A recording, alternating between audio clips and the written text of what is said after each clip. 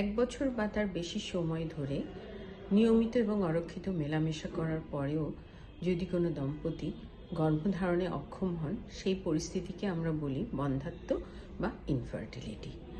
Infertility বা বন্ধ্যাত্বের কারণ নারী বা পুরুষ বা উভয়ই হতে পারেন।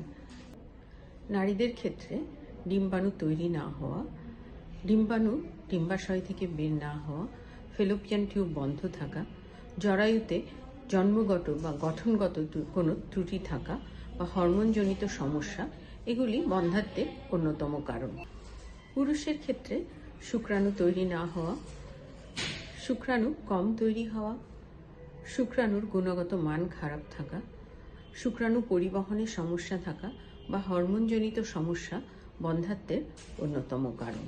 তাই আপনার গর্ভধারণজনিত কোনো সমস্যা থেকে থাকলে অবশ্যই বিশেষজ্ঞ চিকিৎসকের পরামর্শ নিন।